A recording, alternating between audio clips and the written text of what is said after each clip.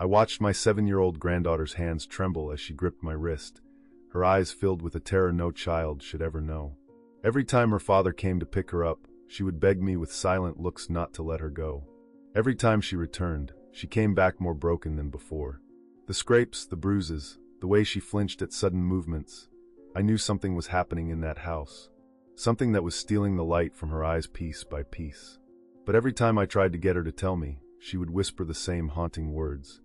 "If I tell you, Grandma, something bad will happen." So I made a decision that would either save her life or destroy mine. I hid a voice recorder in her backpack and sent her back one last time. What I heard on that recording shattered everything I thought I knew about my family. It revealed a predator who had been hiding in plain sight for decades.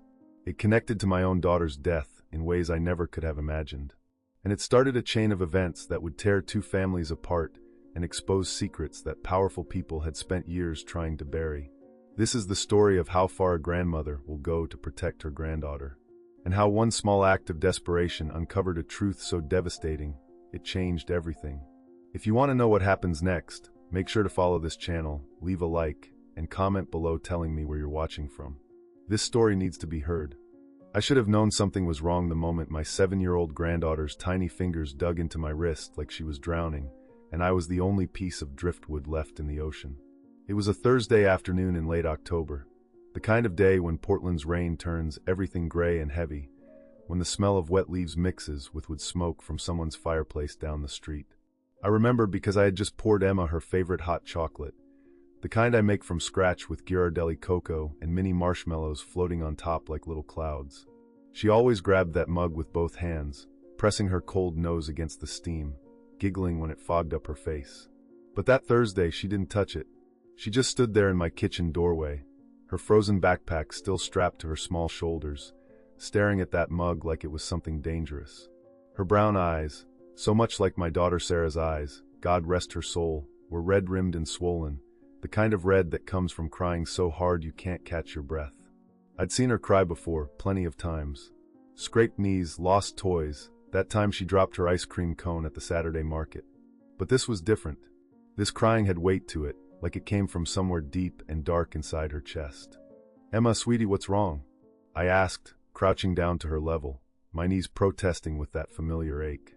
I'm 52, not old but not young either, and sometimes my body reminds me of every year I've lived. She didn't answer. Instead, her bottom lip quivered, and she reached out with both hands, not for a hug, but to grab my forearm with a grip so tight I could feel her fingernails through my cardigan. Her whole body was trembling, this fine, constant shake like a frightened rabbit. "Your dad's coming to pick you up on Saturday," I said gently, trying to smooth down her tangled blonde hair. "For your weekend visit, remember?" The sound that came out of her mouth wasn't words. It was this choked, strangled gasp, like someone had wrapped their hands around her throat and squeezed. Her face went white, actually white, the color draining so fast I thought she might faint right there on my worn linoleum floor. And then she did something that made every hair on the back of my neck stand straight up. She whispered, so quiet I almost didn't hear it. "Please don't make me go, Grandma. Please." My heart stopped. Actually stopped for what felt like a full second before it kicked back into gear, hammering against my ribs. I pulled her into my arms, and she collapsed against me like a puppet with cut strings, her whole weight going limp and heavy. She sobbed into my shoulder, deep, wrenching sobs that shook her entire frame. I could feel her tears soaking through my shirt, warm and wet against my skin. "Why, baby?" I murmured into her hair, which smelled like the strawberry shampoo I kept at my house just for her. "Why don't you want to go to Daddy's house?" She pulled back just enough to look at me, and I swear to God, the expression on that child's face was pure terror. Not sadness, not anger, terror. The kind of fear that makes adults lock their doors at night and check under beds. "I can't tell you," she whispered, her voice breaking. "They said if I tell, something bad will happen." They. That word hit me like a physical blow. Not he. Not Daddy. They. I opened my mouth to ask who they were, but Emma pressed her finger to my lips, this tiny, desperate gesture that somehow carried more meaning than any words could. Her eyes darted toward the window, toward my driveway, like she expected someone to be standing there watching us. The fear in her face was so raw, so adult, it didn't belong on a 7-year-old. "Okay," I heard myself say, though my mind was racing 1,000 miles an hour. "Okay, sweetie, you don't have to tell me right now. But I knew in that moment, with absolute certainty, that something was happening in my ex-son-in-law's house. Something that was hurting my granddaughter. Something that made her shake and cry and beg not to go back.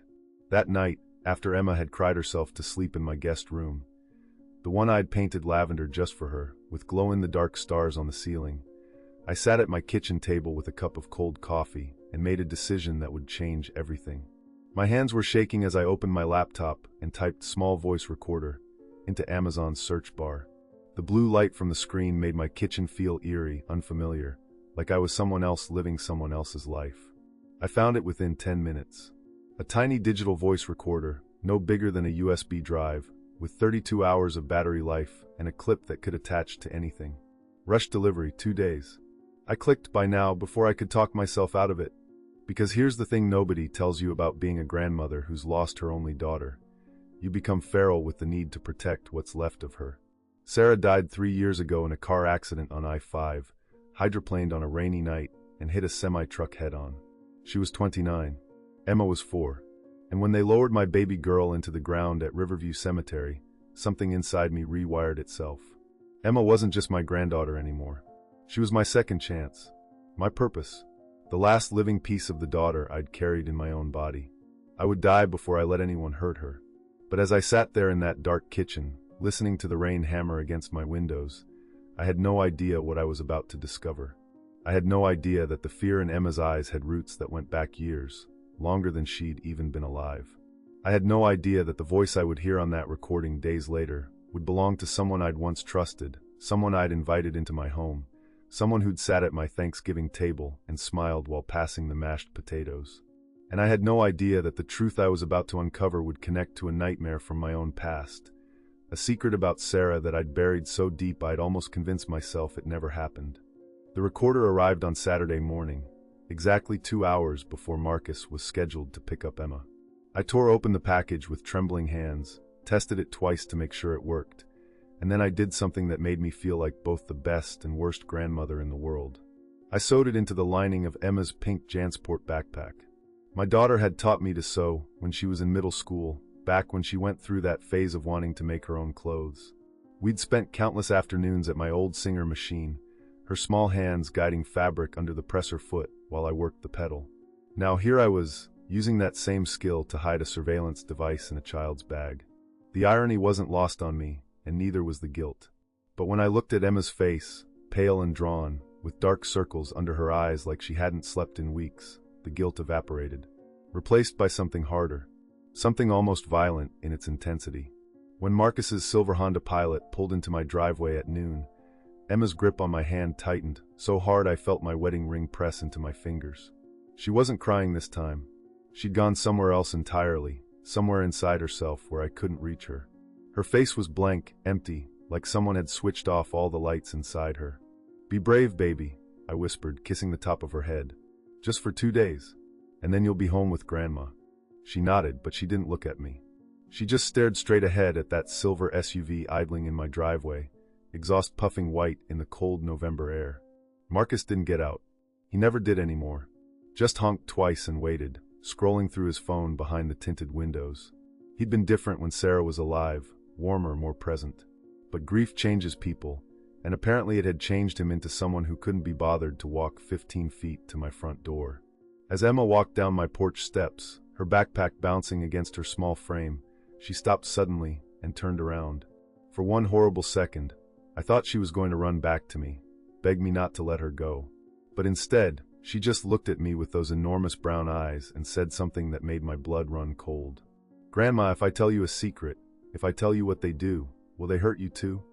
I couldn't breathe, couldn't move, couldn't do anything but watch as my granddaughter climbed into that SUV, as the door slammed shut, as Marcus backed out of my driveway without so much as a wave. And that's when I knew. That's when I absolutely knew that whatever was on that recording was going to destroy me. I just didn't know yet that it would also connect to my daughter's death in ways I never could have imagined. I didn't know that the voice I'd hear would belong to someone who'd been hurting the women in my family for over a decade. I didn't know that my decision to hide that recorder would set off a chain of events that would rip apart 2 families, expose secrets that powerful people wanted buried, and force me to confront the worst thing I'd ever done as a mother. All I knew standing there in my doorway watching that silver SUV disappear around the corner, was that my granddaughter was terrified. And somewhere in that house, Marcus's house, the house where my daughter used to live before she died, something evil was happening. The recorder was running. 32 hours of battery life. 48 hours until Emma came home. All I had to do was wait, and pray that whatever I heard wouldn't confirm the nightmare that was already forming in the darkest corners of my mind. Those 48 hours felt like 48 years. I tried to keep myself busy, scrubbing floors that didn't need scrubbing, organizing closets that were already organized, baking cookies nobody would eat. But my mind kept circling back to Emma's face in that car window, pale and small, staring straight ahead like she was going to war instead of to her father's house for a weekend visit. Every time I closed my eyes, I saw her tiny fingers gripping my wrist, felt the desperate pressure of her nails digging into my skin. Saturday night, I couldn't sleep. I lay in my bed staring at the ceiling, listening to the wind rattle the branches of the oak tree outside my window, and I let myself remember things I'd spent 3 years trying to forget. Small things, strange things, things that hadn't made sense at the time, but now felt heavy with meaning. Like the drawings. Emma had started drawing pictures about 6 months after Sarah died, right around the time the custody arrangement got finalized and Marcus started his every other weekend visitations. At first, I thought it was her way of processing grief. She'd draw stick figures of her family, always with someone missing, always with dark scribbles in the corners. But then the drawings started changing. She'd draw herself small, so small you could barely see her, and she'd draw other figures around her. Tall, looming figures with no faces, just blank circles where their eyes should be. One time, she drew a house with all the windows colored black, and when I asked her what it was, she just shrugged and said, "That's where the bad sounds come from." I'd asked her what she meant by bad sounds, but she'd already moved on to coloring a princess dress, humming some song from a Disney movie. I told myself she was just being a kid, that children say strange things all the time. But now, lying there in the dark, I wondered how many warning signs I'd missed because I was too afraid to see them. Then there were the bruises. Small ones mostly. A purple mark on her upper arm that she said came from bumping into a door. A scrape on her knee that she blamed on falling at the playground. Once she had this angry red mark on her shoulder, almost like a handprint, and when I asked her about it, her whole face went blank. That same empty expression I'd seen when Marcus came to pick her up. She'd said something about rough housing with her cousin, but Marcus didn't have siblings. There was no cousin. I'd let it go. God forgive me. I'd let it go because part of me was terrified of what it might mean if I didn't. Because if I started asking questions, if I started making accusations, Marcus could use it against me. He could say I was unstable, overprotective, trying to poison Emma against her father. His mother, my former mother-in-law Patricia, had already started planting those seeds at church, telling anyone who'd listen that I was struggling with the grief and becoming a bit paranoid. Patricia Morrison. Just thinking her name made my jaw clench, so hard my teeth ached. She'd never liked me, not from the moment Marcus brought me home to meet his family, when Sarah was just 2 years old. I was a single mother, working 2 jobs to keep us fed, and Patricia made sure I knew I wasn't good enough for her precious son. When Marcus and Sarah got married, too young, Sarah was only 19. Patricia spent the whole wedding reception telling anyone who'd listen that Sarah had trapped her son, even though Emma didn't come along until 3 years later. After Sarah died, Patricia's disdain for me evolved into something sharper, something that felt almost like hatred. She started showing up at my house unannounced, criticizing how I was raising Emma, suggesting that maybe Marcus should have full custody since he could provide a stable 2-parent household now that he'd remarried. She said that last part with this satisfied smile, like she'd won some competition I didn't know we were having. Marcus's new wife, Jennifer, was everything I wasn't. Young, polished, with a master's degree in education and a smile that looked like it came from a toothpaste commercial. She was 26, just 3 years younger than Sarah would have been if she'd lived. That fact alone made me feel sick every time I saw her.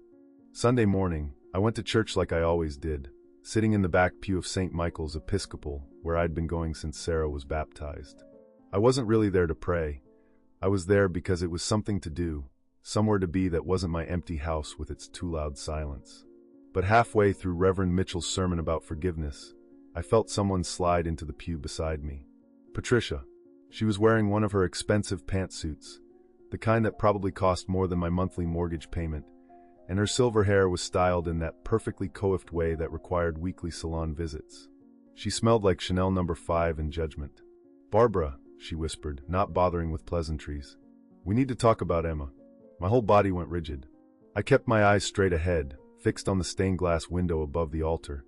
Jesus with his arms outstretched, offering mercy I didn't feel capable of in that moment. "What about her?" I whispered back, my voice tight. Patricia leaned closer, and I could feel her breath on my ear, cold and deliberate. "She's been telling stories again, saying she doesn't want to visit her father. Marcus is very concerned that you're putting ideas in her head." Something hot and sharp flared in my chest. I haven't put anything in her head. If Emma doesn't want to go, she's 7 years old. Patricia cut me off, her voice still quiet but laced with steel. Children that age don't know what they want. They need structure, discipline, consistency. Not a grandmother who coddles her and feeds into her dramatics. Dramatics. She called my granddaughter's terror dramatics. I turned to look at her then, and I must have had something dangerous in my eyes because Patricia actually leaned back slightly, her perfectly painted lips pressing into a thin line. "You know what I think?" I said, my voice barely above a whisper, but vibrating with rage I'd been swallowing for months. "I think something is wrong in that house. I think Emma is scared for a reason. And I think you know exactly what that reason is." For just a second, less than a second, really, something flickered across Patricia's face. Not guilt, exactly, but something close to it. Recognition, maybe. Like I'd touched on a truth she'd been working very hard to keep buried. Then her expression hardened again, cold as marble. "You're becoming unhinged, Barbara. Everyone can see it. If you keep making baseless accusations, Marcus will have no choice but to petition for full custody. And believe me, with his stable marriage and financial resources, he'll win." She stood up then, smoothing down her pantsuit, and walked out of the church without another word, leaving me sitting there with my heart pounding and my hands shaking so badly I had to grip the pew in front of me to keep them still. That's when I knew Patricia was protecting something. Someone. And whatever it was worth threatening me over. Sunday afternoon crawled by like a wounded animal. I kept checking my phone every 5 minutes, even though I knew Marcus wouldn't bring Emma back until 6 o'clock. At 5:30, I positioned myself by the front window, watching the street like a soldier on guard duty. My stomach was in knots, acidic and churning, and I realized I hadn't eaten anything all day except half a piece of toast that morning. When Marcus's Honda finally pulled up at 6:15, late as always, I was out the door before he'd even put the car in park. Emma's door opened, and she climbed out slowly, mechanically, like someone had wound her up and set her in motion.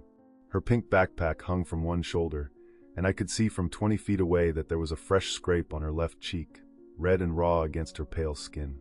"What happened to her face?" I demanded, not bothering to hide the accusation in my voice. Marcus barely looked at me, scrolling through his phone with one hand while Emma walked toward me. "She tripped playing in the backyard. It's just a scratch." But Emma wouldn't look at me.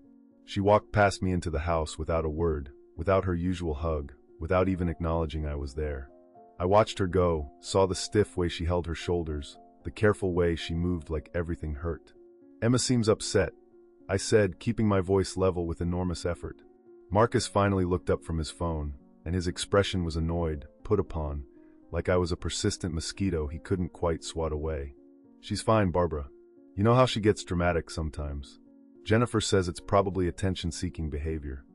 Jennifer says, like a woman who'd known Emma for less than a year was suddenly the expert on my granddaughter. "Maybe if you actually spent time with her instead of letting your new wife." "Don't," Marcus cut me off, his voice sharp. "Don't start with that. You're lucky I still bring her here at all, with the way you undermine me."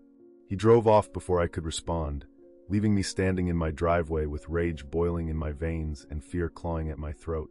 Inside, I found Emma in the bathroom, trying to wash her face with shaking hands. When she saw me in the doorway, she flinched, actually flinched like she expected me to hit her. "Baby, what happened?" I asked gently, kneeling down beside her. She wouldn't answer, just kept washing her face over and over, the water running pink with blood from the scrape on her cheek.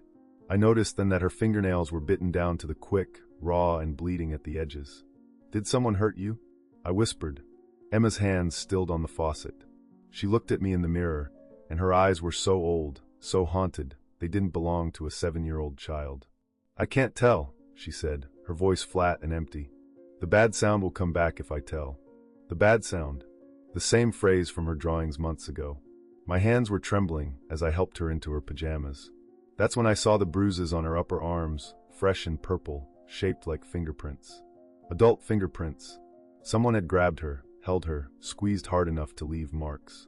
After I tucked Emma into bed, she wouldn't let me turn off the lights, insisted on keeping her door open and the hallway light on. I went back downstairs to her backpack. It was lying by the front door where she'd dropped it, the pink fabric slightly dirty from a weekend away. I picked it up with shaking hands and carried it to my bedroom, closing the door behind me. My heart was hammering so hard I could hear it in my ears as I found the small tear in the lining where I'd sewn in the recorder. My fingers felt clumsy, too big, as I worked the device free from its hiding place. It was still warm, still recording. I held it in my palm, this tiny piece of plastic and circuitry that contained 48 hours of my granddaughter's life, and I felt something close to terror. Because once I pressed play, once I heard what was on this recording, there would be no going back. I would know, and knowing would force me to act. I didn't press play that night. I know that sounds cowardly, and maybe it was, but I sat there on the edge of my bed with that recorder in my palm for over an hour, just staring at it like it was a loaded gun. Because in a way it was. Whatever was on that device had the power to detonate my entire world, to confirm suspicions I was too terrified to fully acknowledge even to myself. My thumb hovered over the play button at least a dozen times, but every time I got close to pressing it, my chest would tighten and my breath would catch, and I'd think about Emma sleeping down the hall, finally peaceful after 2 days of God knows what. What if what I heard was worse than I imagined? What if it was exactly as bad as I imagined? Either way, once I knew, I couldn't unknow it. I would have to do something, and doing something meant destroying what was left of the fragile piece Emma had in her life. So instead, I hid the recorder in my nightstand drawer, beneath a stack of old photos I never looked at anymore, and I lay awake until dawn trying to convince myself that maybe, I was overreacting.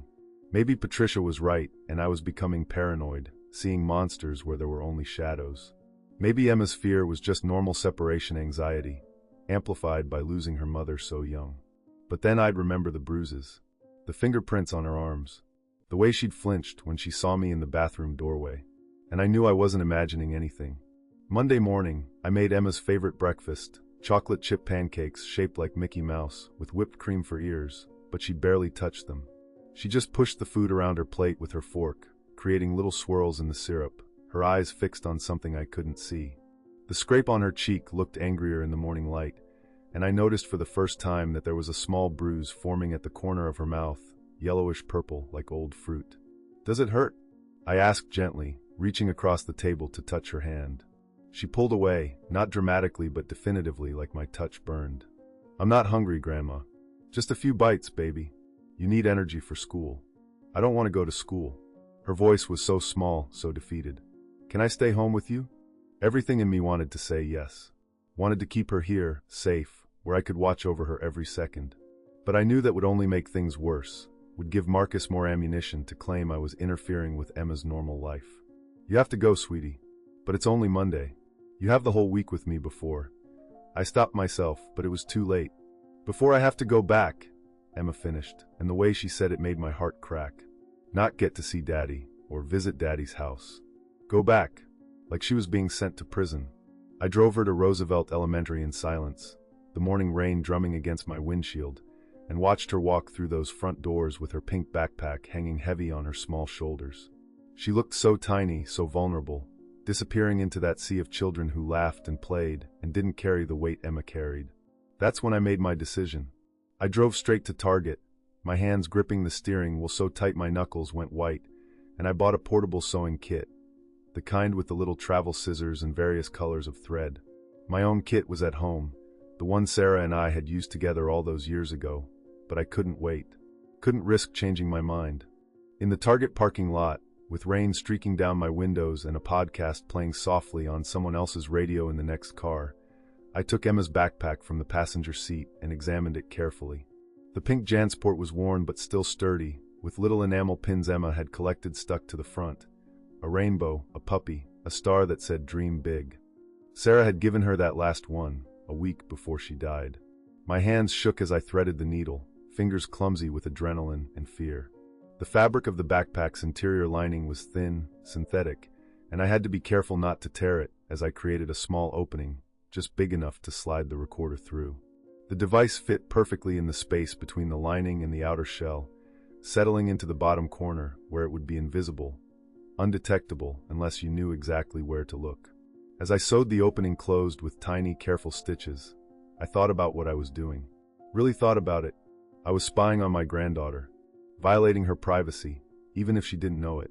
Recording conversations without consent, which was probably illegal in Oregon.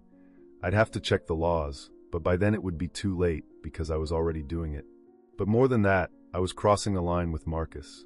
If he ever found out, he would use it against me. Patricia's threats from yesterday echoed in my mind. Marcus will petition for full custody, and he'll win. I looked down at the backpack in my lap, at my rough stitching job that Sarah would have redone with a patient smile, and I felt tears burn hot in my eyes. What kind of grandmother was I, that I had to resort to this? What kind of world was it where a child needed a hidden recorder to be safe? But then I remembered Emma's face when she'd asked me, "If I tell you a secret, will they hurt you too?" And I knew I didn't have a choice. If Emma couldn't tell me what was happening, then I needed to find out another way. Because failing to protect her wasn't an option. I'd already failed to protect Sarah, failed to see the signs that something was wrong in her marriage, failed to ask the right questions when she started withdrawing from me in those last few months before she died. I wasn't going to fail Emma too. By the time I picked her up from school that afternoon, the backpack looked exactly as it had that morning, the recorder hidden so perfectly that even running my fingers over the fabric gave no indication anything was different. Emma climbed into my car with the same defeated slump to her shoulders, barely acknowledging me as she buckled her seatbelt. "How was school?" I asked, pulling out of the pickup line behind a minivan with a proud parent of an honor student bumper sticker. "Fine. Did you play with Lily at recess?" Lily was her best friend, a spunky little redhead who lived 3 houses down from the school. "No. I sat by the fence." Something about that image, Emma sitting alone by a fence while other children played, made my throat tight. I glanced at her in the rearview mirror and saw she was staring out the window, her reflection ghostly in the rain-streaked glass. That week passed in a strange, suspended way, like we were both holding our breath waiting for Saturday. Emma went through the motions of normal life, school, homework, dinner, bath time, but she was somewhere else, somewhere I couldn't reach her. She stopped drawing entirely, wouldn't touch the art supplies I'd bought her. She stopped watching her favorite shows, stopped asking for stories before bed. On Wednesday night, I tried to talk to her about it while we sat at my kitchen table working on her math homework. Simple addition problems that should have taken 10 minutes, but had stretched into an hour because she couldn't focus. "Emma, sweetheart, I need you to know something." I set down my coffee mug, the ceramic making a soft sound against the wood. "You can tell me anything. Anything at all. And I promise I will keep you safe." She looked up at me then, really looked at me for the first time in days, and I saw something flicker in her eyes. Hope, maybe. Or desperation.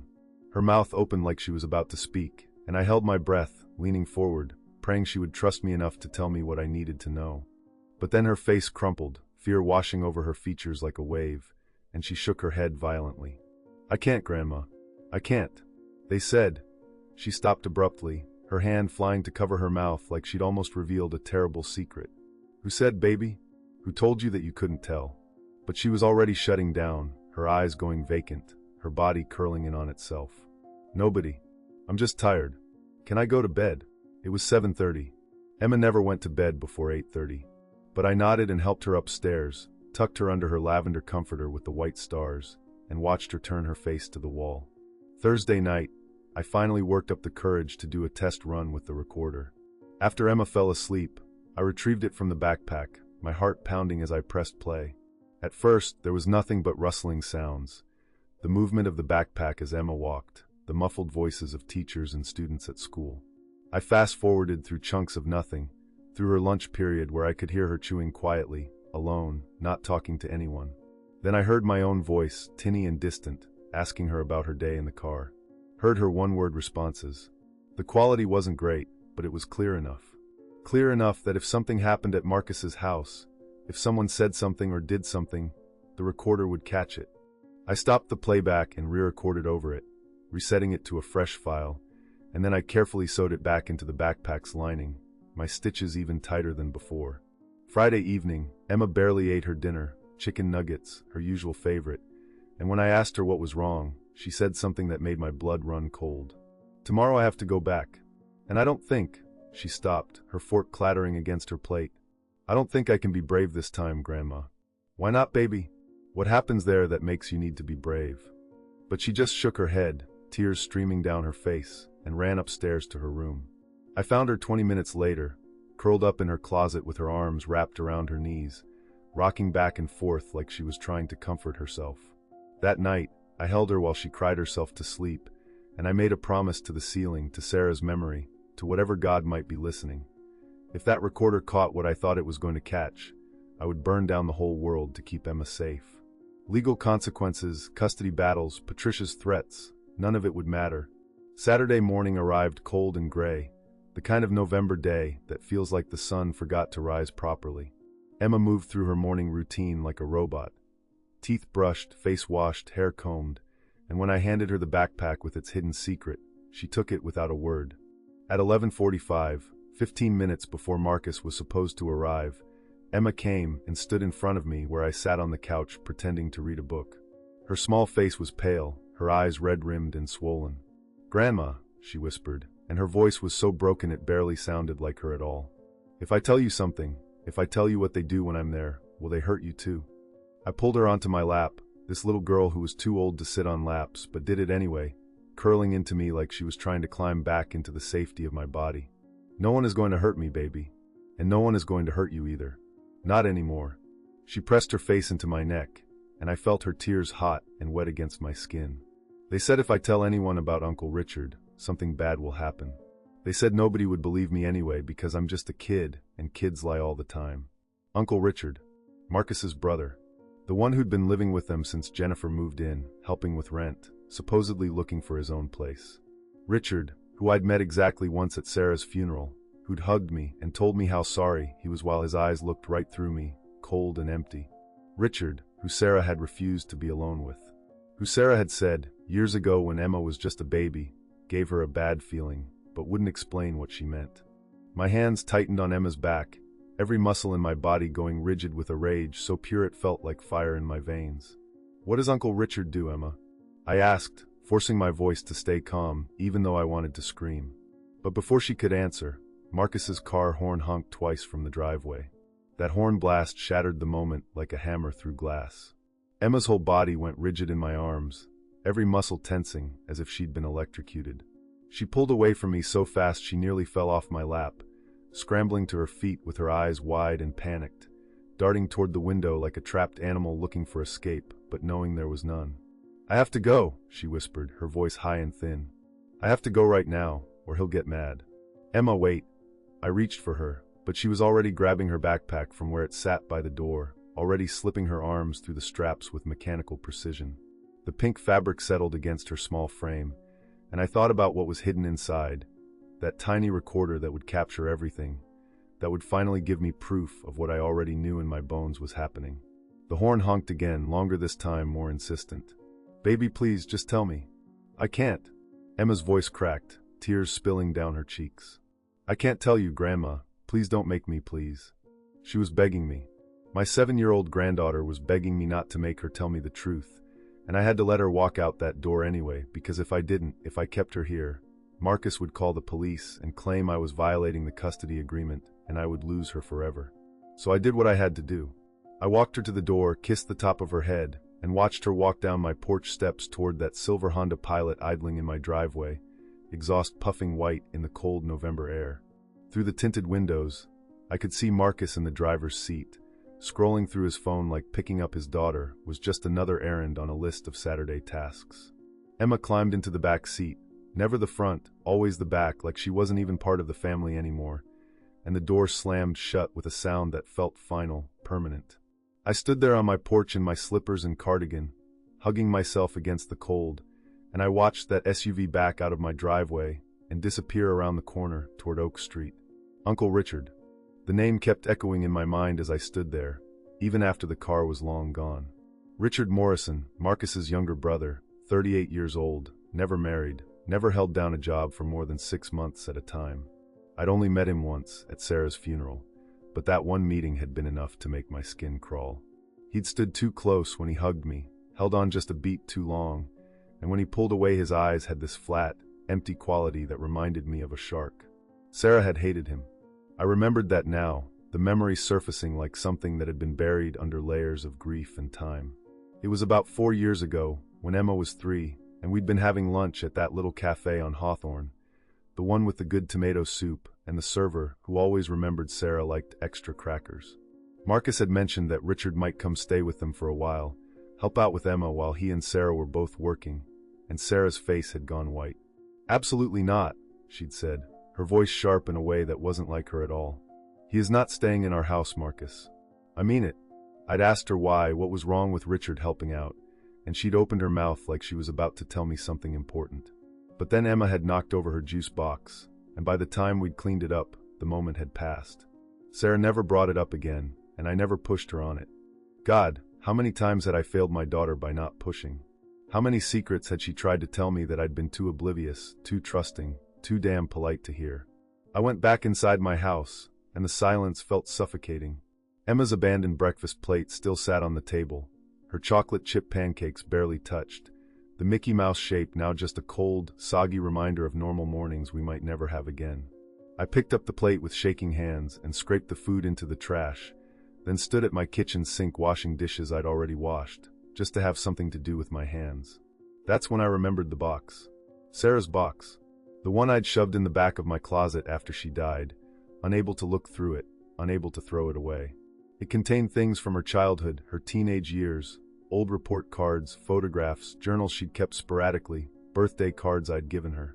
After the accident, Marcus had given it to me along with a few other personal items, saying he didn't have room for it and thought I might want to keep it. I hadn't opened it in 3 years.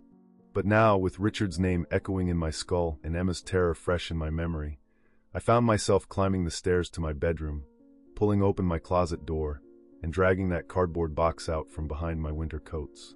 Dust covered the top, and the packing tape had yellowed with age, but Sarah's name was still visible in Marcus's handwriting across the side.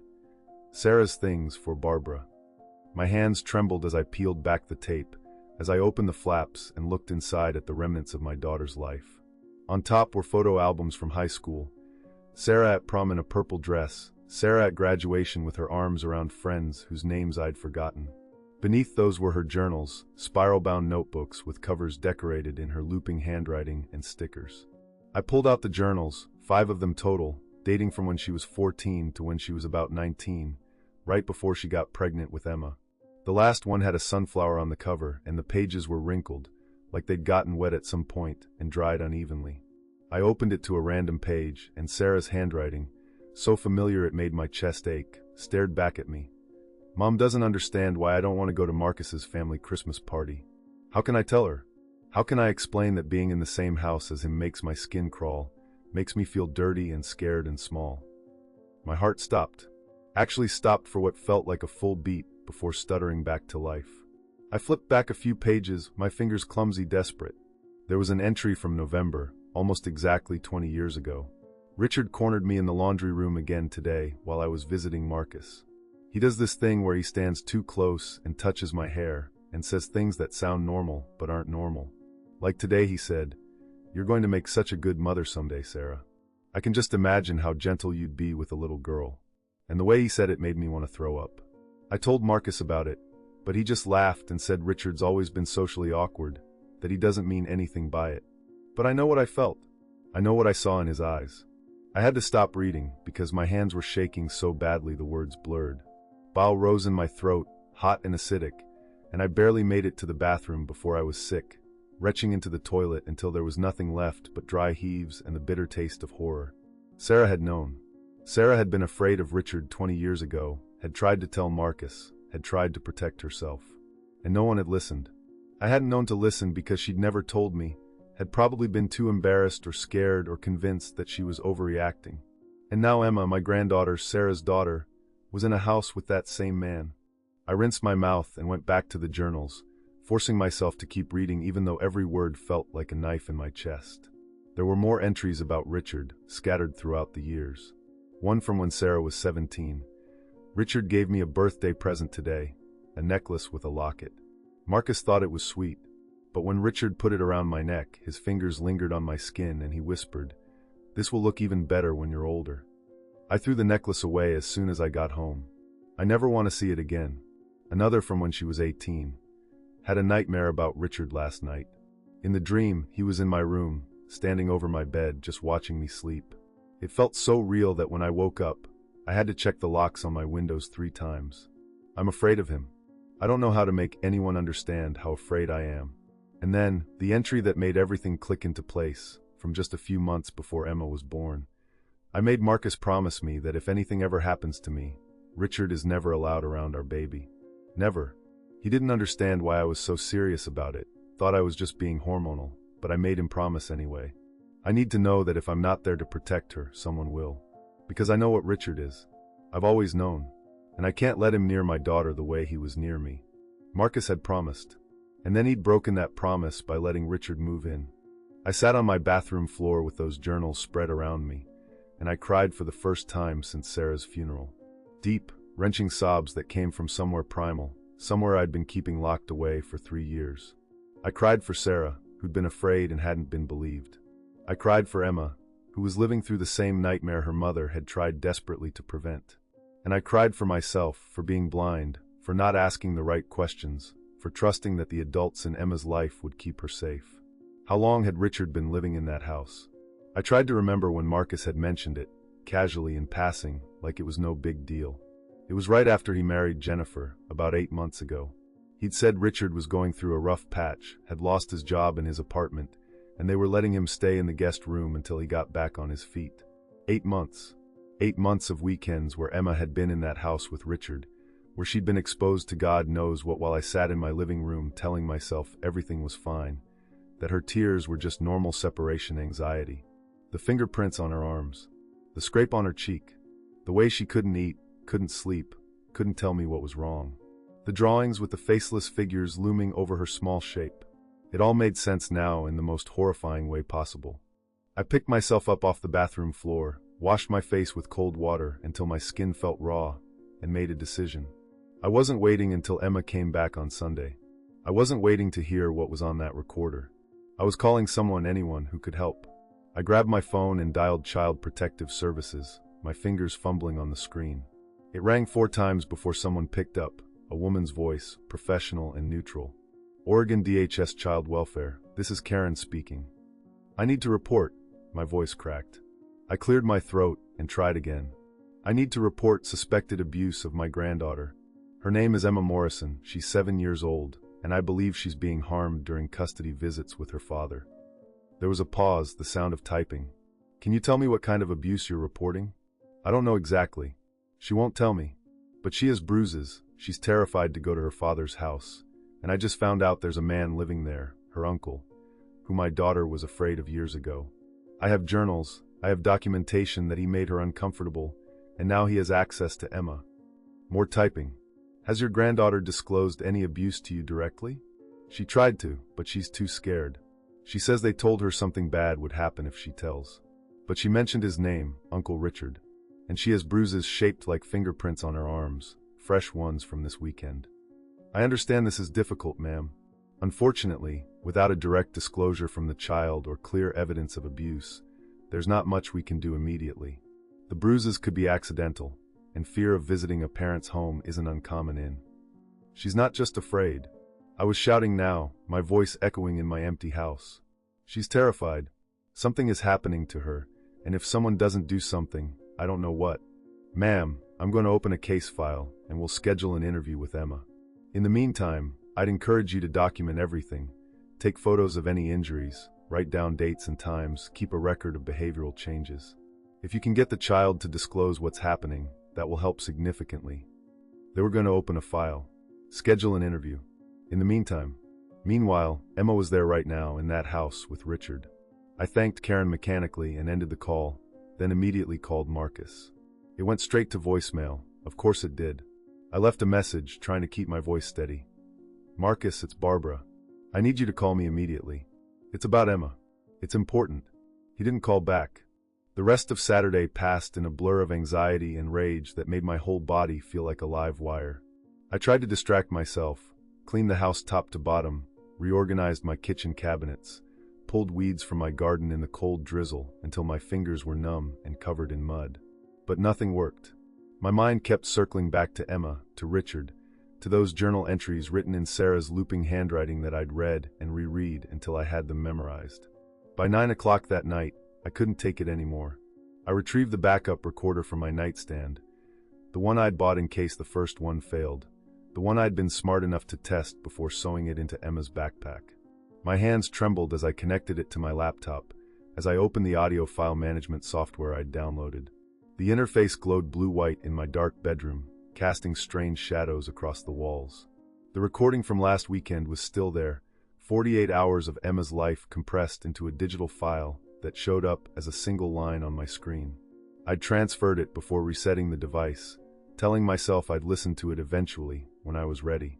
But I'd been too afraid, too convinced that once I heard it, there would be no going back.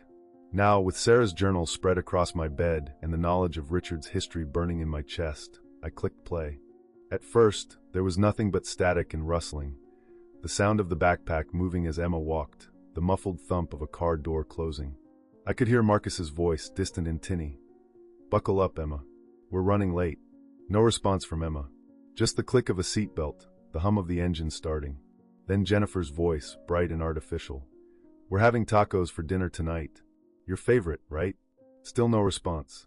I fast-forwarded through the car ride, through what sounded like them arriving at the house, doors opening and closing, footsteps on hardwood floors. Then a male voice I didn't recognize, deeper than Marcus's, with a rough quality that made my skin prickle. "There's my favorite niece. Come give Uncle Richard a hug." Uncle Richard. I stopped breathing. My finger hovered over the pause button, but I couldn't press it. Couldn't stop listening even though every instinct screamed at me to shut it off, to unhear what I was hearing. Emma's voice, so small it was barely audible. "Hi, Uncle Richard." "That's it? Just hi? I haven't seen you in 2 whole weeks, and that's all I get." His voice had this joking quality that would sound normal to anyone who didn't know better, but underneath it was something else. Something cold. Something calculated. More rustling sounds. Emma must have hugged him because Richard made this satisfied humming noise that made my stomach turn. "That's better. You know Uncle Richard missed you, right? You know I think about you all the time when you're at your grandma's house." The way he said "think about you" made bile rise in my throat. Marcus's voice interrupted. "Richard, can you help Emma with her homework while I finish up these work emails? Jennifer's got to run to the store." "Sure thing, brother. Emma and I will have some quality time together. Won't we, Emma?"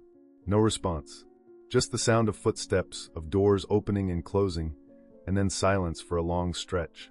I fast-forwarded again, past what must have been dinner based on the sounds of silverware on plates and mumbled conversation I couldn't quite make out. Then Marcus's voice. "Emma, go get ready for bed. Uncle Richard, can you make sure she brushes her teeth?" My whole body went cold. Marcus was sending Emma upstairs with Richard. Alone. More footsteps, creaking stairs, a door closing. Then Richard's voice, much clearer now, like he was close to the backpack. "Why don't you put your bag down right there, Emma? That's it. Now let's talk about your day. Did you miss me?" Silence. Then Emma's voice, so quiet I had to turn the volume up. "I want my daddy." "Your daddy's busy, sweetie. But I'm here. I'm always here for you, aren't I? Don't I take good care of you?" A pause. "Emma, look at me when I'm talking to you." "I'm looking." "That's better. You have such pretty eyes, just like your mama did." "Did you know I used to tell your mama the same thing? That she had pretty eyes?" Another pause, and when he spoke again his voice had dropped lower, almost a whisper. "Your mama and I were very close. Did she ever tell you that?" "No." Emma's voice was shaking now. "Well, she probably didn't want to make you jealous. But we had a special relationship, your mama and me. And now I get to have that same special relationship with you. Isn't that nice?" I wanted to vomit. Wanted to reach through the screen and my hands around his throat. But I forced myself to keep listening, to hear every word, because this was evidence. This was proof. "Uncle Richard, I don't feel good. My stomach hurts." "Oh, sweetie, you always say that. You said that last time too, remember? And then you felt better after we had our special talk." Rustling sounds, like he was moving closer. "Why don't you sit down on the bed? That's it. Let Uncle Richard check your forehead. Make sure you don't have a fever." "I want Grandma." Emma was crying now, soft hitching sobs that broke my heart into pieces. "Your grandma isn't here, Emma. And you know what? We need to talk about what you tell your grandma. You've been saying things to her, haven't you? Saying things that might make her worry. More rustling. A sound that might have been Emma scooting away. Don't move away from me, Emma. I'm not going to hurt you. I just need to make sure we understand each other. You know those bruises on your arms? The ones your grandma asked about? Those happened because you tried to pull away from me last time. If you just stayed still like I asked, that wouldn't have happened. Do you understand? Yes. Emma's voice was barely a whisper. Good girl. Now, I need you to promise me something. When you go back to your grandma's house tomorrow, you're not going to tell her about our special time together. You're not going to say anything about Uncle Richard at all. Because if you do, something bad might happen. Not to you. I'd never hurt you on purpose, you know that. But your grandma is old, Emma. She has a weak heart. If you told her things that upset her, she might get very sick. She might even die, just like your mama died. You don't want that to happen, do you? I pressed my hand over my mouth to keep from screaming. He was threatening me, using me as leverage to keep Emma silent, making a 7-year-old child responsible for my safety. I don't want Grandma to die. Emma was sobbing openly now. Then you'll be a good girl and keep our secret. Can you do that for Uncle Richard? Yes. Say it. Say, I'll keep our secret, Uncle Richard. I'll keep our secret, Uncle Richard. Each word sounded torn from her throat. That's my good girl. Now, why don't we practice staying still? Come here and sit on my lap. I slammed the laptop shut, so hard the screen cracked. I couldn't listen to anymore. Couldn't hear whatever came next, because if I did, I would drive to that house right now and kill him with my bare hands. The rage coursing through my body was unlike anything I'd ever felt. White hot and absolute, making my vision swim and my hands shake and my heart pound so hard I thought it might burst through my ribs. But underneath the rage was something worse. Guilt. Soul-crushing, suffocating guilt. Because Sarah had known. Sarah had written in her journals about Richard, had begged Marcus to keep him away from their baby, and I hadn't known. I'd been her mother, and I hadn't known my own daughter was being threatened, was being made uncomfortable, was living in fear. And now history was repeating itself with Emma, and I'd been blind to it until it was almost too late. I looked at my cracked laptop screen and saw my reflection in the dark glass. A 52-year-old woman with gray roots showing through her auburn hair dye, with lines around her eyes from years of smiling that suddenly felt like lies. Who was I? What kind of mother had I been that Sarah couldn't tell me? What kind of grandmother was I that Emma couldn't trust me enough to speak up? But even as I drowned in guilt, a clearer voice in my head cut through the noise. This wasn't about me. This was about Emma. This was about stopping Richard before he did to her what he'd clearly been doing. What he'd probably done to Sarah in ways I was only beginning to understand. I grabbed my phone with shaking hands and called the police. Not child services, not Marcus, not Patricia. The actual police. It rang twice before a dispatcher answered. Portland Police Bureau, what's your emergency? I have a recording. My voice came out steady, cold, nothing like the screaming chaos inside my head. I have a recording of a man threatening my 7-year-old granddaughter. His name is Richard Morrison, and he's currently at 2847 Belmont Street with my granddaughter right now. I need someone to go there immediately. Ma'am, can you tell me more about the nature of the threat? I told her everything, about the bruises, about Sarah's journals, about the audio where Richard threatened to hurt me if Emma spoke up, where he told her to sit on his lap. I talked for 10 minutes straight, barely pausing to breathe, and when I finished there was a long silence on the other end. Ma'am, we're going to send an officer to do a welfare check. Can you email that recording to this address? She gave me an email, which I wrote down on the back of an envelope with a pen that barely worked. And we'll need you to come down to the station to give a formal statement. When? As soon as possible. Tonight, if you can. I looked at the clock. It was almost 10. I'll be there in 20 minutes. I threw on the first clothes I could find, jeans and a sweater that didn't match, and I was backing out of my driveway before I'd even fully processed what I was doing. The streets were empty, slick with rain, street lights reflecting off the wet pavement in streaks of orange and white. I drove like I was possessed, taking corners too fast, running a yellow light that turned red before I cleared the intersection. The police station was a squat brick building on Southwest 2nd Avenue, illuminated by harsh fluorescent lights that made everything look sterile and cold. I parked in a spot marked visitor and ran inside, my shoes squeaking on the tile floor. The officer who took my statement was a woman in her 40s named Detective Sarah Chin. Sarah like my daughter, which felt like some kind of sign. She listened to the recording with headphones on, her face growing darker with each passing second, and when it finished she took off the headphones and looked at me with eyes that had seen too much. "Mrs. Morrison, I need you to understand something. What you've recorded here is evidence of grooming behavior and verbal threats, which is serious. But legally it's complicated. Oregon is a one-party consent state, which means your recording is admissible, but there's no physical evidence of abuse on the recording itself. But you heard him. You heard what he said to her." "I did, and we're going to investigate. But I need you to prepare yourself for the possibility that this might not go the way you want it to. These cases are difficult, especially when the child is too frightened to disclose." "So what are you saying? That he gets away with it?" Detective Chen's expression softened slightly. "I'm saying we need more. We need Emma to talk to us. We need a medical exam. We need to build a case that will hold up in court, because if we move too fast and it falls apart, he walks free and you lose credibility in any future custody proceedings." I wanted to scream, wanted to flip the table and demand they arrest Richard right now, immediately, before he could touch Emma again. But I knew she was right. I knew the system, knew how it worked, or more accurately, how it failed people like Emma every single day. "What do I do?" I asked, and I hated how small my voice sounded. "Go home. Document everything.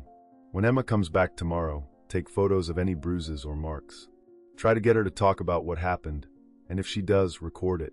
And most importantly," Detective Chen leaned forward, her gaze intense, "don't confront Richard or Marcus. Don't let them know you have this recording, because if they know, they'll lawyer up, and this gets much, much harder." I left the station at midnight with a case number written on a card in my pocket and instructions to bring Emma in Monday morning for a forensic interview. The drive home felt longer than the drive there, every red light an eternity, every dark street a reminder that somewhere in this city, my granddaughter was in a house with a predator, and there was nothing I could do about it until morning. When I finally pulled into my driveway, I sat in my car with the engine running, and I let myself break down. Just for a minute, just long enough to scream into my steering wheel and pound my fists against the dashboard and cry tears of rage and helplessness. Then I wiped my face, turned off the engine, and went inside to wait for morning. Because I'd heard the beginning of that recording, and I had 36 more hours to listen to. I didn't sleep that night. Couldn't sleep. Every time I closed my eyes, I heard Richard's voice in my head. That cold, calculated tone when he told Emma to sit on his lap, when he threatened her with my death if she spoke up. So I lay in bed staring at my ceiling until the darkness outside my window started shifting to gray, until I heard the first birds singing their morning songs, completely unaware that the world had fundamentally changed. At 6 a.m., I gave up on sleep entirely and went downstairs to make coffee I wouldn't drink. My hands were still shaking from the night before, from the recording, from the police station, from the helpless rage that had nowhere to go but inward, eating me alive from the inside out. Detective Chen's words kept echoing. "Don't let them know you have this recording." But how was I supposed to act normal? How was I supposed to look Marcus in the eye when he dropped Emma off and not tell him exactly what kind of monster he was harboring under his roof? The answer was simple: I had to. For Emma. Because if I tipped them off now, before we had enough evidence, Richard would disappear like smoke and Emma would never be safe. Sunday morning dragged by with the speed of continental drift. I tried to busy myself, made a casserole Emma liked, vacuumed the guest room, washed the sheets that still smelled faintly of her strawberry shampoo. But mostly I watched the clock, counting down the hours and minutes until 6 p.m. when Marcus was supposed to bring her home. At 3 o'clock, my phone rang. "Patricia." I stared at her name on my screen for a long moment before answering, debating whether I could trust myself to speak to her without screaming. But maybe she knew something. Maybe in her twisted way, she'd reveal something useful. "Hello, Patricia." My voice came out flat, emotionless. "Barbara, we need to talk." No pleasantries, no pretense. That was Patricia's way, direct as a knife blade. "Marcus tells me you've been making concerning phone calls. Something about suspected abuse." My blood went cold. How did she know? Had the police called Marcus already? Had Detective Chen ignored my request for discretion? "I don't know what you're talking about." I kept my voice steady even as my heart hammered against my ribs. "Don't play games with me. The police showed up at Marcus's house last night at 10:30 for a welfare check. They asked to see Emma, asked about bruises, about Richard. Now, I know you're the one who called them, Barbara. And I'm telling you right now, you're making a terrible mistake. So they had done a welfare check. Good. That meant they'd seen Emma, seen the house, seen Richard. But Patricia's voice had this edge to it that made my skin crawl. Not anger exactly, but something colder. Something that sounded almost like fear. If Emma has bruises, don't you want to know why? I asked carefully. Emma is a clumsy child. She's always been clumsy. You're seeing abuse where there's just normal childhood accidents because you've become paranoid in your grief. Patricia's voice softened slightly, taking on this false sympathy that made me want to throw my phone across the room. I understand, Barbara. Losing Sarah broke something in you. But you can't project your trauma onto Emma. You can't use her as a replacement for your daughter. I'm not. Marcus has been very patient with you.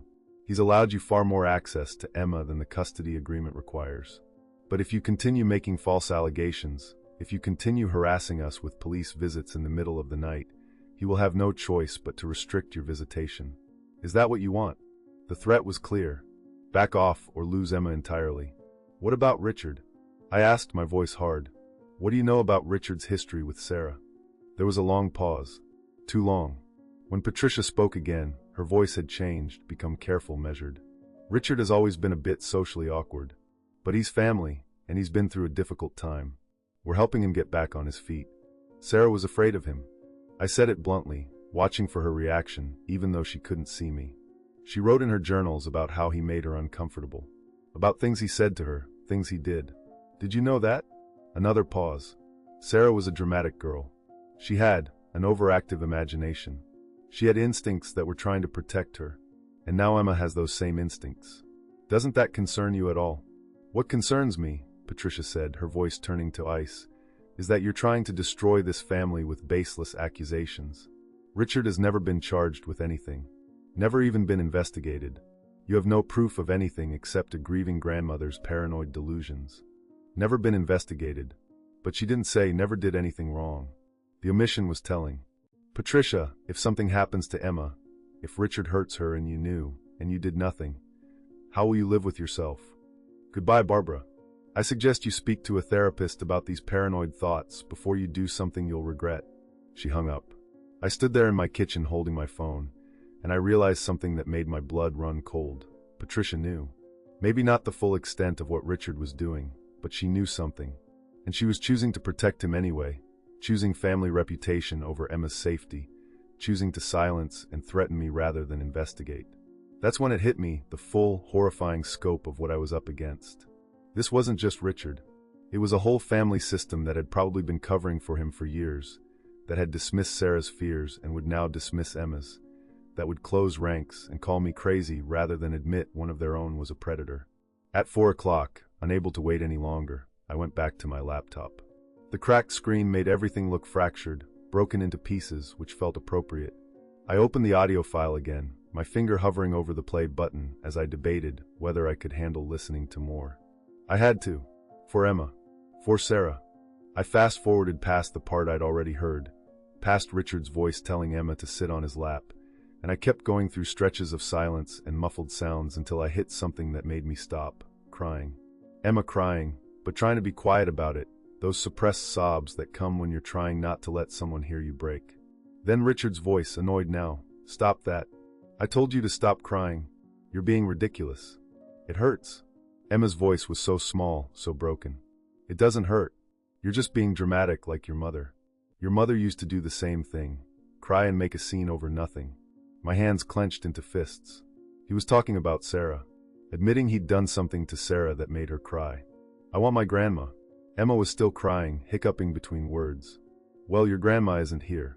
And if you keep crying, I'm going to have to tell your daddy that you were misbehaving. Do you want your daddy to be disappointed in you? No. Then be a good girl and stop crying. Here. Rustling sounds, like he was moving around the room. Let me show you something. Do you see this? A pause. Then Emma's voice, confused. It's a necklace. My heart stopped. A necklace. That's right. It's a very special necklace. Your mama gave this to me a long time ago, before you were born. She wanted me to have it, because we were so close. And now I'm going to give it to you, because you and I are becoming close too. Would you like that?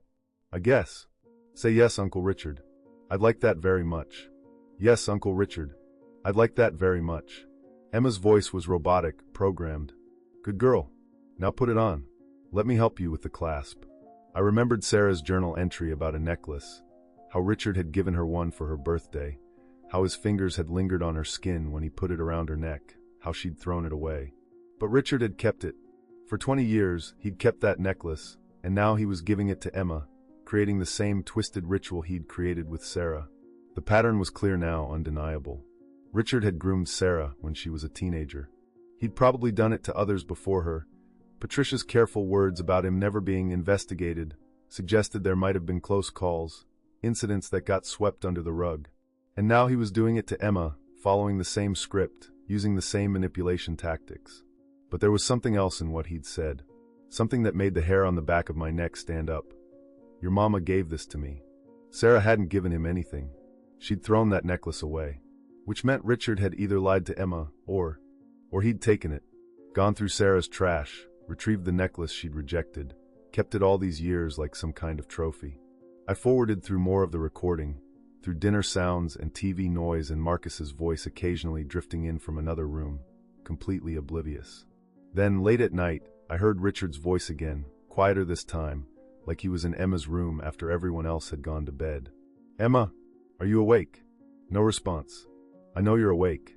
I can hear you breathing. A pause. I just wanted to tell you something before you go back to your grandma's tomorrow. That necklace I gave you? I need you to hide it. Don't show it to your grandma. Don't tell her where you got it. Can you do that for me? Still no response from Emma. Emma, answer me. Okay. Her voice was barely a whisper. Where are you going to hide it? In my backpack. Good. In the inside pocket where your grandma won't look. And remember, if you tell anyone about our special time together, your grandma might get hurt. I wouldn't want that to happen. You wouldn't want that to happen either, would you? No. That's my good girl. Sleep tight. The sound of a door closing softly. Then, after a few minutes, the quiet sound of Emma crying herself to sleep. I sat there with tears streaming down my face, shaking with rage and grief and this overwhelming sense of failure. Because I'd known something was wrong. For months, I'd known, and I'd done nothing except watch and worry and tell myself I was overreacting. Just like everyone had probably told Sarah she was overreacting. The necklace. He'd told Emma to hide it in her backpack, the same backpack where I'd sewn the recorder. Which meant it was probably still there, would be there when Marcus dropped her off tonight. Physical evidence. Something concrete the police could use. At exactly 6 p.m., Marcus's Honda pulled into my driveway. I was already at the door, my heart pounding so hard I could feel it in my throat. Emma climbed out of the back seat, moving like a much older person, like every movement cost her something. She was wearing her pink jacket zipped all the way up despite it not being that cold, and her face was pale, drawn, with dark circles under her eyes that looked like bruises. Hey Barbara. Marcus barely looked at me through his car window. She was fine all weekend.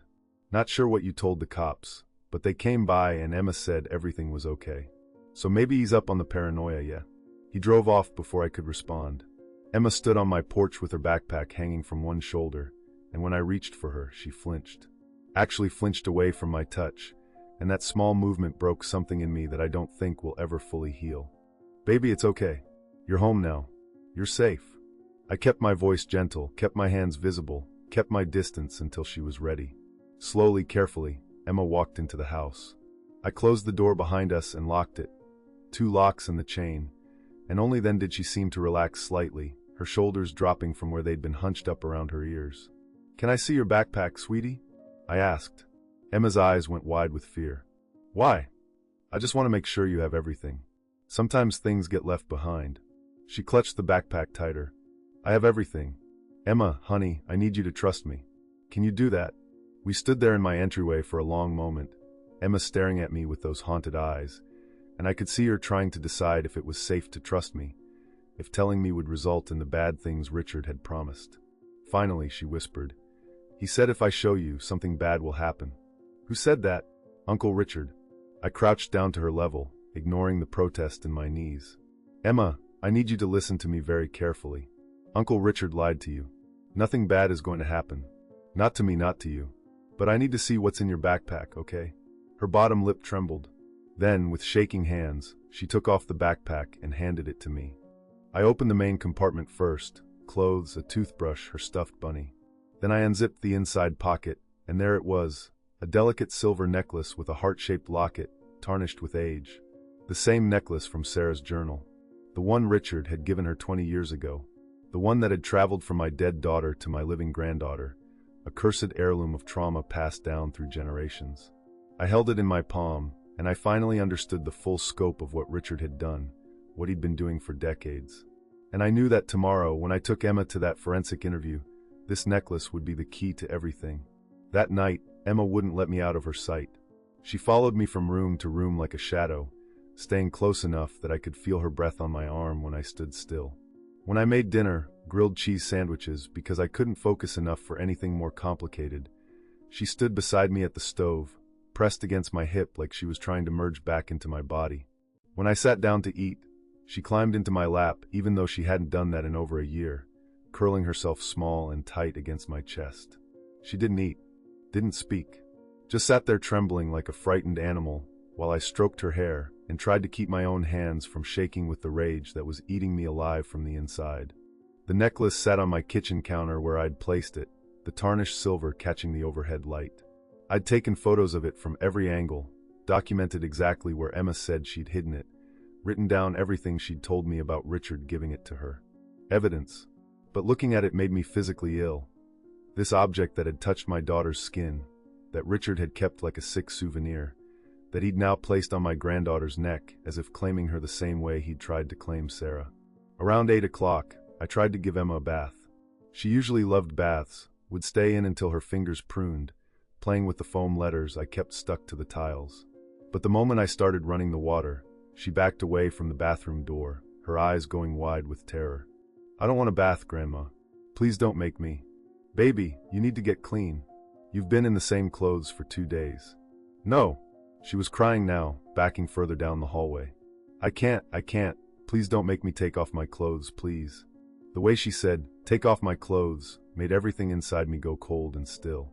I turned off the water and came to her, moving slowly like I was approaching a wild deer. "Okay, sweetie. No bath. It's okay. You don't have to take off your clothes if you don't want to." But I needed to see. Needed to know if there were more bruises, more evidence of what had been done to her. Detective Chun had told me to document everything, and I couldn't do that if Emma wouldn't let me see. "Emma, honey, can I ask you something?" I kept my voice gentle, non-threatening. "Did Uncle Richard hurt you this weekend? Did he touch you in a way that made you uncomfortable?"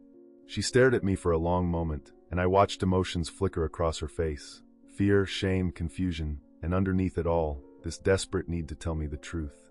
Her mouth opened, closed, opened again. "He said," her voice cracked. "He said it's our secret. He said if I tell, you'll die like Mommy died." My vision blurred with tears. I blinked them back, forced myself to stay calm. "Emma, I'm not going to die. That's a lie Richard told you to keep you quiet. But I'm right here, and I'm healthy, and nothing he said is true. But Mommy died." Emma's voice was so small, so broken. "Mommy died in a car accident, and he said. She couldn't finish. Just stood there sobbing, and I pulled her into my arms and held her while she cried, feeling her whole body shake with the weight of secrets that were too heavy for a 7-year-old to carry. "What did he say about Mommy?" I whispered into her hair. Emma pulled back just enough to look at me, and the expression on her face was pure anguish. "He said he used to do special things with Mommy too. He said Mommy liked it, but then she tried to tell people, and that's why she had to have an accident. He said if I tell, you might have an accident too." The world tilted sideways. Richard didn't just threaten Emma. He'd implied, no, he'd outright stated, that Sarah's death wasn't an accident. That he'd caused it. That he'd killed my daughter because she was going to expose him. But that was impossible. Sarah died in a car crash, hydroplaned on I-5 during a rainstorm. The police investigation found nothing suspicious. It was ruled an accident, tragic and random and senseless. Except Sarah had been on her way to see me that night. She'd called me at 6 p.m., said she needed to talk about something important, something about Marcus's family that I needed to know. She'd sounded strange on the phone, scared but also determined, like she'd finally made a decision about something she'd been putting off. I'd told her to come over after Emma went to bed around 9. She never made it. The semi-truck driver said she'd swerved suddenly, like she was avoiding something in the road, and lost control. But they never found anything she could have been avoiding. No debris, no animal, nothing. Just Sarah's car crumpled against the side of that truck, and my daughter dead at 29 years old. I'd never questioned it. Never thought to question it. Because why would I? Accidents happen. Especially on I-5 in the rain. Especially to drivers who might have been distracted or upset. But what if it wasn't an accident? What if Richard had done something to her car? Tampered with her brakes or her steering? What if he'd followed her, forced her off the road, made it look like an accident because she was finally going to tell someone what he'd done to her? The thought was so horrifying, so enormous, that I couldn't process it. Couldn't let myself believe it, because if it was true, then Sarah hadn't just died, she'd been murdered. And I'd spent 3 years mourning an accident when I should have been demanding justice. Grandma? Emma's voice pulled me back. Are you okay? I realized I was crying, tears streaming down my face while Emma watched me with those worried eyes. And I was supposed to be the adult here, supposed to be the one keeping it together. I'm okay, baby. I'm just sad about Mommy. But you did the right thing telling me. You did exactly the right thing. I wiped my face with the back of my hand. Emma, I need you to be very brave for me tomorrow, okay? We're gonna go talk to some nice people who help children, and I need you to tell them everything you told me. Can you do that? She nodded, but her face was uncertain. Will Uncle Richard know? Uncle Richard is never going to hurt you again. I promise you that. Whatever I have to do, whoever I have to talk to, he will never touch you again. That night, I let Emma sleep in my bed. She curled up against me like she used to when she was tiny, back when Sarah would bring her over for sleepovers and Emma would wedge herself between us, starfishing across the mattress and kicking us both in her sleep. But tonight she was still barely breathing, like even in sleep she was trying not to take up too much space. I lay awake staring at my ceiling, listening to Emma's quiet breathing, and I thought about Sarah. Really thought about her in a way I'd been avoiding for 3 years because the grief was too big, too overwhelming. I thought about the last conversation we'd had, how her voice had shaken when she said she needed to tell me something important. What had she been planning to tell me? That Richard had abused her when she was young. That he was now around Emma, and she couldn't let it continue. Had she finally worked up the courage to break her silence, only to die before she could speak? Or had she died because she'd tried to speak? I reached for my phone on the nightstand, careful not to disturb Emma, and pulled up the Portland Police Bureau website. It took me 20 minutes of clicking through pages to find what I was looking for: how to request records from a closed case. Sarah's accident investigation would be in their files somewhere, gathering dust, marked as resolved. But what if someone looked at it again? What if they examined her car with fresh eyes, knowing what I now knew about Richard? Would they find something they'd missed the first time?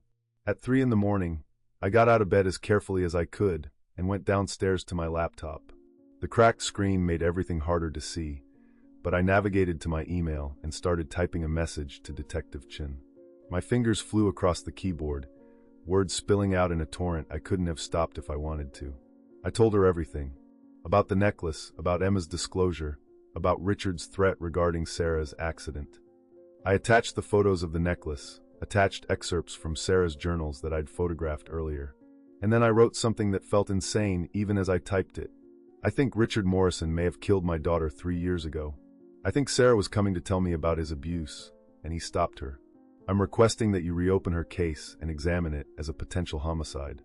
I read it over 3 times before hitting send, and even then my finger hovered over the button, because once I sent this, once I put this theory out into the world, I couldn't take it back. If I was wrong, I'd look crazy. Exactly what Patricia had been saying, exactly what Marcus would use against me in court.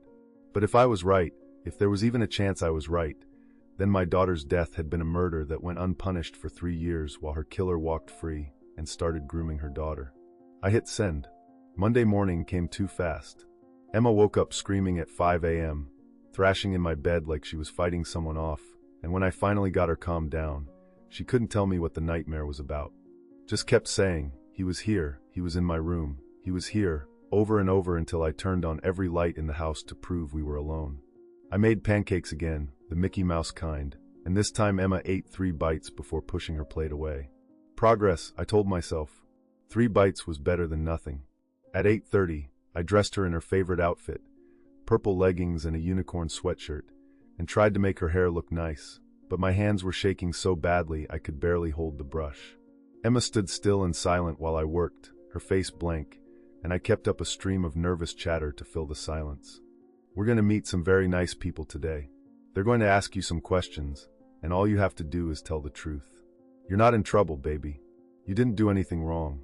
Do you understand that? None of this is your fault." She nodded but didn't speak. The Child Advocacy Center was in a converted house in northeast Portland, painted cheerful yellow with a playground in the back. They designed it to look nothing like a police station, nothing that would scare children. But Emma's hand clenched mine, so tight my fingers went numb as we walked up the path to the front door. Detective Chun met us in the lobby, along with a woman in her 30s who introduced herself as Rebecca, the forensic interviewer. She had kind eyes and a gentle voice, and she crouched down to Emma's level when she spoke. "Hi, Emma. My name is Rebecca. I talk to lots of kids about things that are bothering them. Your grandma is going to wait right here in this room, and you and I are going to go to another room that has toys and games. Is that okay?" Emma looked up at me, terrified. "You'll be right here?" "Right here, baby. I'm not going anywhere." They led Emma away through a door marked interview room, and I watched her go, this tiny girl in her unicorn sweatshirt carrying the weight of trauma no child should have to carry. The door closed behind them, and Detective Chin guided me to a small room with a one-way mirror where I could watch the interview without Emma knowing. For the next hour, I watched my granddaughter tell her story. Watched her sit in a child-sized chair across from Rebecca, playing with a stuffed animal while she described in halting, 7-year-old words what Richard had done to her. The touching, the threats, the necklace, the things he'd said about Sarah. Rebecca asked careful, non-leading questions. "Where did he touch you, Emma? Can you show me on this anatomical doll?" Emma showed her, and with each revelation, each horrible detail, I felt pieces of myself breaking off and falling away until I wasn't sure what would be left when this was over. The interview ended, and Emma came back to me, and I held her while she cried. Detective Chin stood in the doorway watching us, and when I looked up at her, I saw something in her face that confirmed what I already knew. This was bad. This was really, really bad. And we were only just beginning to understand how bad it really was. Detective Chin called me that evening while Emma was finally asleep, curled up in my bed with every light in the room on, and her stuffed bunny clutched to her chest like a shield. I took the phone into the bathroom and closed the door, my heart already racing before Chin even spoke. "Barbara, we've arrested Richard Morrison. He's in custody as of 4 p.m. today." The relief that washed over me was so intense it made my knees buckle. I sat down hard on the edge of my bathtub, pressing my free hand against my mouth to keep from making a sound that might wake Emma. "What about Marcus? What about the custody arrangement?" "We've filed an emergency order removing Emma from her father's custody, pending investigation. Marcus claims he had no knowledge of what Richard was doing, and right now we have no evidence to suggest otherwise. But Emma won't be going back to that house. Not until we've completed a thorough investigation." I should have felt victorious. Should have felt like we'd won. But all I felt was this hollow, aching exhaustion, because winning meant Emma had to tell her story to strangers, had to relive her trauma over and over, had to carry the knowledge of what had been done to her for the rest of her life. "There's something else," Chin continued, and her voice had changed, become careful, like she was about to tell me something I wouldn't want to hear. "We pulled Richard's phone records and did a preliminary forensic analysis of his computer. Barbara, he's been doing this for a long time. We found photographs, videos, communications with other men who share his interests. We've identified at least 3 other victims besides Emma, going back over 15 years. 3 other victims. Children whose lives Richard had destroyed while their families remained oblivious, while he moved from house to house, family to family, always welcomed because he was charming Uncle Richard who just needed a little help getting back on his feet. What about Sarah?" My voice came out barely above a whisper. "Did you find anything about Sarah?" A pause. "We're looking into it. I've contacted the detective who handled her accident case and requested they re-examine the evidence. Her car is in a police impound lot that stores vehicles from unresolved cases, so we'll be able to examine it for signs of tampering. But Barbara, I need you to prepare yourself for the possibility that we won't find anything conclusive. 3 years is a long time. But you'll look. You'll really look. We'll look. I promise you that." After we hung up, I sat in that bathroom for a long time, staring at the tile pattern on my floor, white hexagons with little black accent tiles, the same floor Sarah had helped me choose when we remodeled this bathroom 10 years ago. She'd been 19, newly pregnant with Emma, so excited about becoming a mother. We'd spent an entire Saturday at Home Depot looking at tile samples, and she'd loved these hexagons because they reminded her of honeycomb. I wondered if she'd known even then that Richard was a threat, if she'd already experienced whatever he'd done to her when she was younger. If choosing bathroom tiles with her mother was an escape, a few hours where she could pretend everything was normal. The next 3 days passed in a blur of phone calls, meetings with lawyers, and explanations to Emma about why she wouldn't be going back to her father's house. Marcus called me once, his voice tight with barely controlled rage, accusing me of destroying his family with lies and manipulations. Patricia called twice, threatening legal action for defamation. Jennifer, surprisingly, didn't call at all, though I heard through Detective Chun that she'd filed for separation the same day Richard was arrested. On Thursday, Chun called again. "We found something in Sarah's car." My heart stopped. "What?" The brake line was damaged, not severed completely, but weakened in a way that would cause gradual fluid loss. At the time of the accident investigation, it was attributed to normal wear and tear, but our forensics expert says the damage pattern is inconsistent with natural degradation. Someone with mechanical knowledge could have done this deliberately. "Richard." I said his name like a curse. "We're working on establishing his whereabouts the day of Sarah's accident. If we can place him near her car, if we can prove he had opportunity and motive, we can build a case. But I want to be honest with you, this is circumstantial.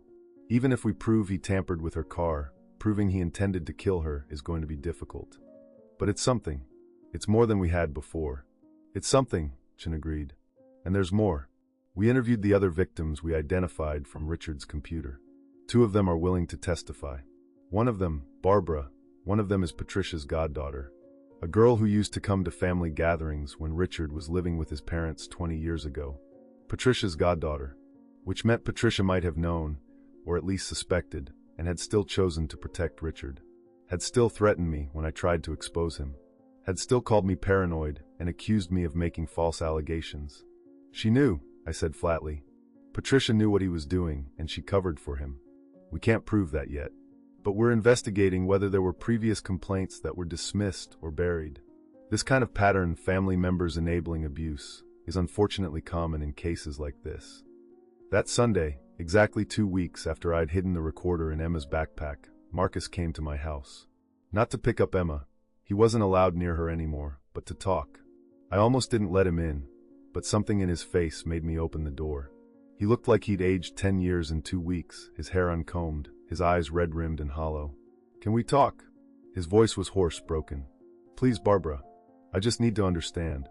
I let him in but kept the door to the living room open, so I could hear if Emma woke up. We sat across from each other in my kitchen, the same table where I'd watched Emma push food around her plate, where I'd tried unsuccessfully to get her to tell me what was wrong. "I didn't know," Marcus said, and tears were streaming down his face. "I swear to God, Barbara, I didn't know what Richard was doing. He's my brother. I trusted him. I thought," his voice cracked, "I thought I was helping him by letting him stay with us. I thought Emma was safe because I was there, because Jennifer was there. How could I have been so blind?" I wanted to rage at him, wanted to scream that Sarah had warned him, that Sarah had begged him to keep Richard away from their daughter, that his blindness had cost our daughter her life and nearly destroyed our granddaughter. But looking at him sitting there broken and guilty, I realized that rage wouldn't change anything. Marcus hadn't known. He'd been willfully ignorant, yes, had dismissed Sarah's concerns because acknowledging them would have meant confronting something uncomfortable about his family. But he hadn't actively participated in the abuse. "Sarah tried to tell you," I said quietly. "Years ago. She was afraid of Richard." "I know. God, I know. I found her journals when I was packing up her things after the accident. I read them, but I couldn't process what she was saying. I told myself she was exaggerating, that Richard was just awkward, that she was misinterpreting things. I didn't want to believe my own brother could be." He couldn't finish the sentence. "Why did you let him move in with you?" Marcus buried his face in his hands. "He lost his job. He was going to be homeless. My mother begged me to help him, said he just needed a fresh start. And I thought enough time had passed, that whatever had made Sarah uncomfortable was ancient history. I thought I was doing the right thing. You broke your promise to Sarah. She made you promise to keep him away from Emma." "I know." His voice rose, desperate. "I know, and I'll have to live with that for the rest of my life. I killed my own daughter by ignoring her warnings, and I let that monster near my child. How do I live with that, Barbara? How do I wake up every morning knowing what I've done?" I didn't have an answer for him, because I was asking myself the same question. How did I live with the knowledge that I'd missed so many signs? That Emma had been suffering for months, while I told myself it was just normal separation anxiety. That I'd let Patricia's threats and Marcus's dismissals convince me to doubt my own instincts. Emma can't see you right now, I said finally. Maybe not for a long time. She needs to heal, and seeing you will remind her of that house, of Richard. You understand that? He nodded, wiping his face with the back of his hand. Patricia wants to sue you for defamation, for what you've said about Richard. I told her to go to hell. I told her she's not welcome in my life anymore if she can't see what Richard is. She knew. I said it with certainty. Maybe not everything, but she knew something, and she chose him over the children he hurt. I know. Marcus stood up, his movements heavy and defeated. I'm leaving Portland, taking a job in Seattle. I can't stay here, can't face the people who know what happened, what I let happen. But I've signed over full custody of Emma to you. Legal, permanent custody. I'm not trying to run away from responsibility.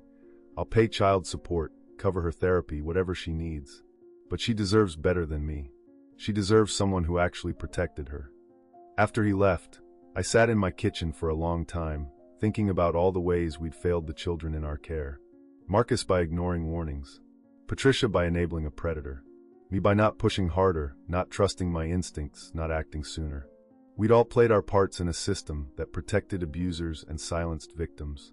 The police found more evidence over the following weeks.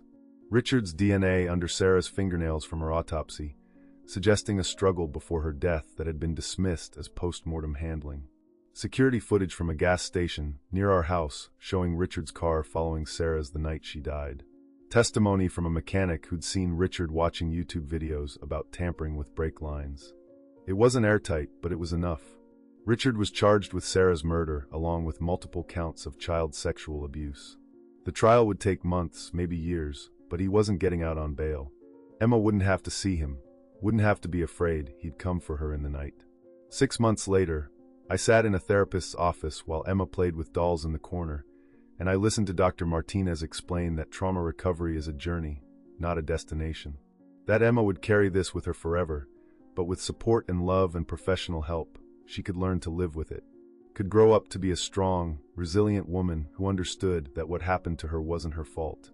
She's doing remarkably well, considering, Dr. Martinez said, watching Emma arrange the dolls in some elaborate scenario only she understood.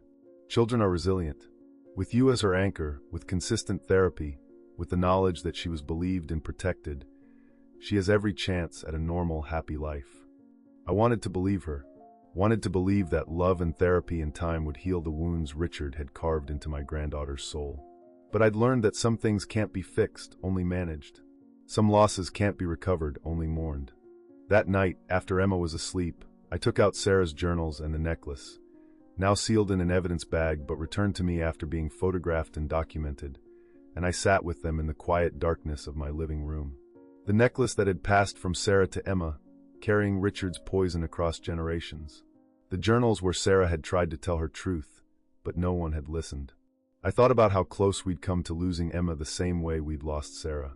How Richard's pattern had nearly repeated itself perfectly, because families like ours protect their own comfort over children's safety, because women's intuition is dismissed as hysteria, because predators know exactly how to exploit the gaps in our vigilance. But we'd broken the pattern. Finally, painfully, at tremendous cost, but we'd broken it. Richard was in jail. Emma was safe.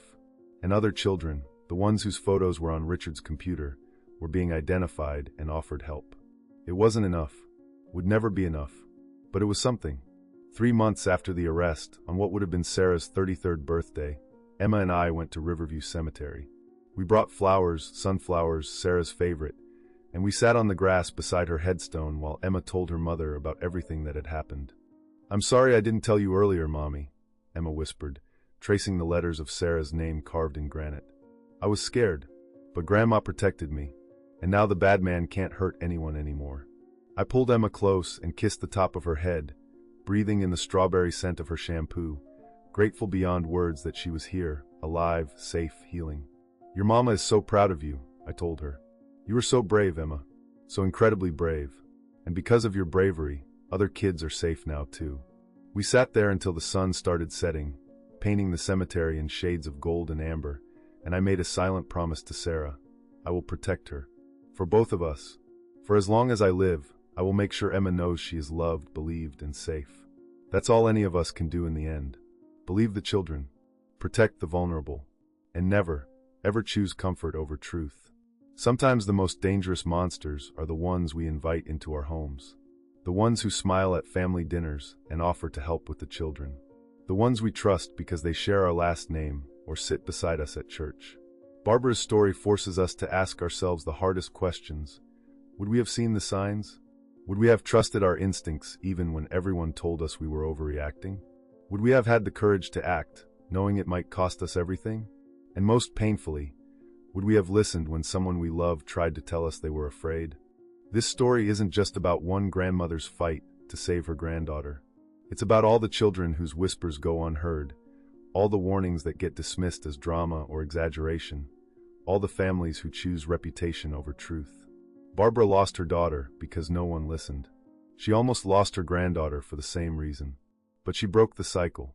She chose to believe, to act, to fight, even when it meant facing the most horrific truths about people she'd trusted for years. That's the lesson here. Belief is protection. Silence is complicity. And sometimes love means burning down everything you thought you knew to save the one person who matters most. If this story moved you, if it made you think, if it reminded you to trust your instincts and believe the children in your life, please follow this channel, leave a like, and share this story. Someone out there needs to hear it. Someone out there is living it right now. And maybe, just maybe, your share could be the thing that saves them.